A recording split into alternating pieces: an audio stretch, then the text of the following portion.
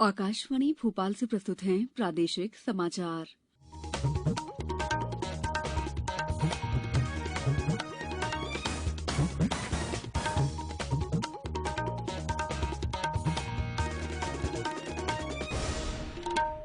नमस्कार, समाचारों के साथ मैं दीपा सिंह। पहले 1 अप्रैल 18 साल से अधिक आयु वर्ग के लिए सरकारी केंद्रों पर निःशुल्क राष्ट्रव्यापी कोविड टीकाकरण अभियान जारी है। युवा श्रोताओं से हमारा आग्रह है कि कोविड रोधी टीका लगवाएं और अन्य लोगों को भी इसके लिए प्रोत्साहित करें।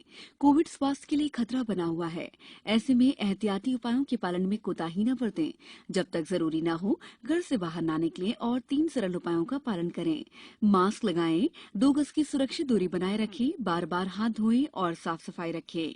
साथ ही टीका अवश्य लगवाएं। कोविड से संबंधित जानकारी देने और उनके मार्गदर्शन के लिए राष्ट्रीय हेल्पलाइन कार्यरत है। इसका नंबर है 01123978046 और 1075। सबसे पहले मुख्य समाचार। कोविड वैक्सीन के बूस्टर डोज पर अभी तक कोई फैसला नहीं, केंद्रीय स्वास्थ्य मंत्रालय ने दी जानकारी। प्रदेश में कोरोना संक्रमण के 11 नए मामले मिले, वहीं 13 मरीज स्वस्थ हुए। पर्यावरण संवर्धन के लिए चलाए जा रहे अंकुर अभियान में इंदौर, बुरहानपुर और शिवपुरी सबसे आगे। और बक्सवाहा के जंगलों में मिली पाषाण युग की रॉक पेंटिंग और मूर्तियां। अब समाचार विस्तार से। केंद्रीय स्वास्थ्य मंत्रालय ने कहा है कि अभी विश्व स्वास्थ्य संगठन से कोविड वैक्सीन के बूस्टर डोज के बारे में कोई अनुशंसा नहीं की गई है। मंत्रालय ने स्पष्ट किया है कि राष्ट्रीय टीकाकरण तकनीकी सलाहकार समूह और राष्ट्रीय कोविड रोधी वैक्सीन विशेषज्ञ समूह टीके की निर्धारित डोज से संबंधित वैज्ञानिक प्रमाणों पर विचार कर रहा है। अब तक बूस्टर डोज के बारे में दोनों विशेषज्ञ समूहों ने भी कोई अनुशंसा नहीं की है। प्रदेश में बीते 24 घंटों में कोरोना संक्रमण के 11 नए मामले सामने आए हैं, जबकि इस दौरान 13 मरीज स्वस्थ हुए हैं। नए मामलों में भोपाल और इंदौर में 3-3, जबलपुर में 2 और खरगोन, रतलाम, सिवनी में 1-1 संक्रमित मिला है। प्रदेश में सक्रिय मामलों की संख्या घटकर 138 रह गई है। राज्य में कोरोना से अब तक 10,512 लोगों की मौत हुई है। सरकार ने कहा है कि जीएसटी परिषद में पेट्रोल और डीजल पर वस्तु और सेवा कर लगाने का कोई प्रस्ताव लंबित नहीं है। राज्यसभा में कल एक प्रश्न के जवाब में वित्त राज्य मंत्री पंकज चौधरी ने कहा है कि केंद्रीय वस्तु और सेवा कर सीजीएसटी एक्ट के अनुसार इन वस्तुओं पर जीएसटी लगाने के लिए परिषद के अनुमोदन की आवश्यकता होती है।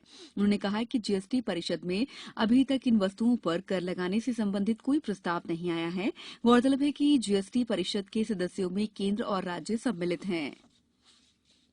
इंदौर शहर को भिक्षुक मुक्त शहर बनाने के लिए नगर निगम आज से विशेष अभियान चलाएगा। नगर निगम आयुक्त प्रतिभा पाल ने बताया कि इसके लिए शहर के सभी प्रमुख चौराहों, धर्मस्थलों, रेलवे स्टेशन और बस स्टैंड सहित अन्य स्थानों से भिक्षावृत्ति करने वालों को भिक्षुक पुनर्वास केंद्र लाया जाएगा।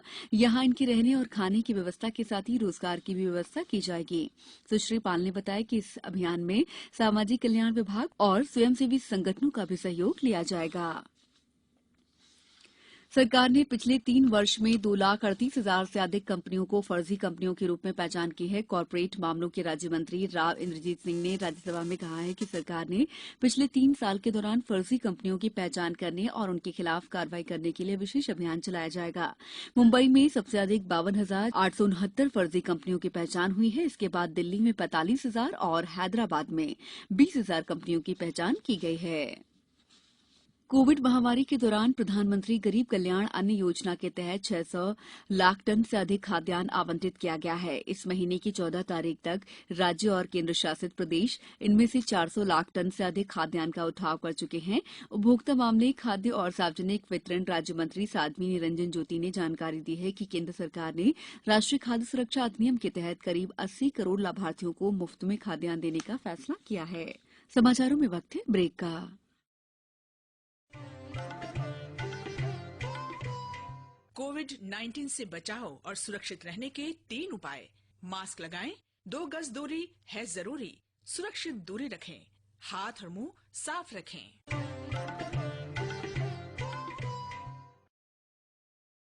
ब्रेक के बाद समाचारों में आपका एक बार फिर स्वागत है।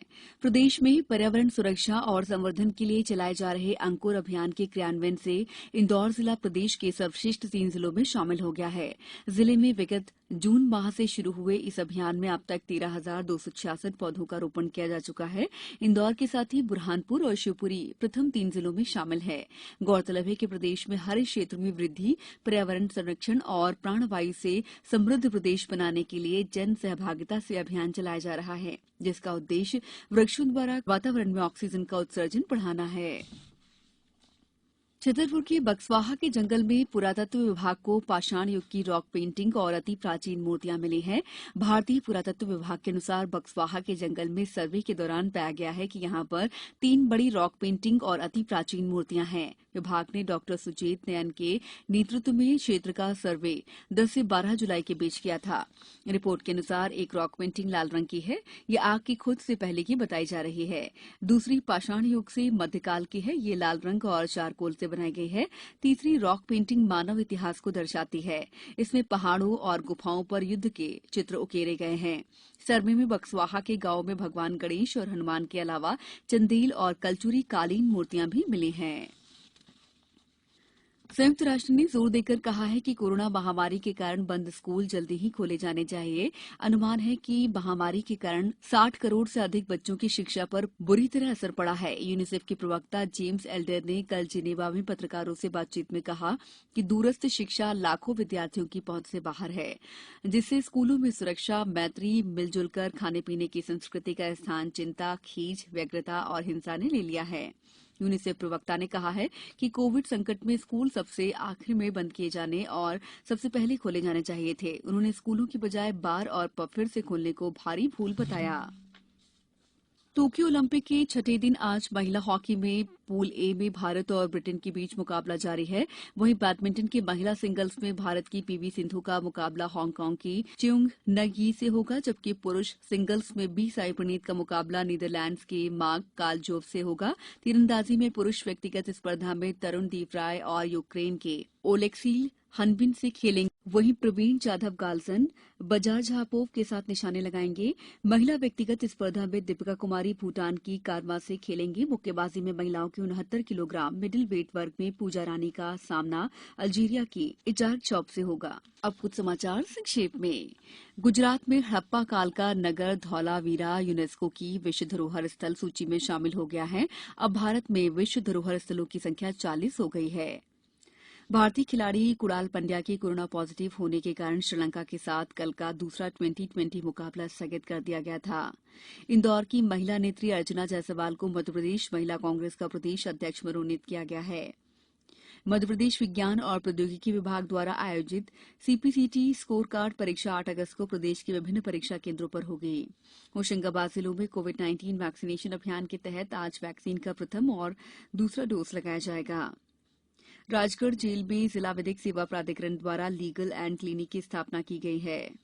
झाबुआ जिले में बाल श्रम और बाल विवाह की रोकथाम के लिए सेव द चिल्ड्रन संस्था और श्रम विभाग इंदौर के जन जागरूकता रथ को हरी झंडी दिखाकर रवाना किया गया। बालाघाट के केंद्रीय विद्यालय में भारत स्काउट गाइड और एनसीसी कैडेट ने पौधरोपण किया। प्रदेश की विभिन्न खेल अकादमियों में प्रवेश के लिए छिंदवाड़ा में 6 से 8 अगस्त तक जिला स्तरीय चयन ट्रायल लिया जाएगा। आगर मालवा जिले में कलेक्टर ने अतिवर्षा के दौरान जनहानि रोकने के लिए पुलियाओं और रपटों पर बैरिकेडिंग करने और कर्मचारियों की ड्यूटी लगाने के निर्देश दिए हैं। रायसेन में जिला स्तरीय बैंकर्स समन्वय समिति की बैठक वर्ष 2021-22 के लिए वार्षिक साख योजना पुस्तिका का विमोचन किया गया। मुरैना जिले में कल लगातार 2 घंटे की बारिश से लोगों को गर्मी से राहत मिली है। विश्व हेपेटाइटिस दिवस के अवसर पर आज बैतूल में स्वास्थ्य विभाग द्वारा सभी सामुदायिक स्वास्थ्य केंद्रों में हस्ताक्षर अभियान का आयोजन किया जाएगा। बुलेटिन के अंत में आप सभी से एक अपील, मास्क और 2 गज की दूरी, हाथ धोना भी है जरूरी। नमस्कार।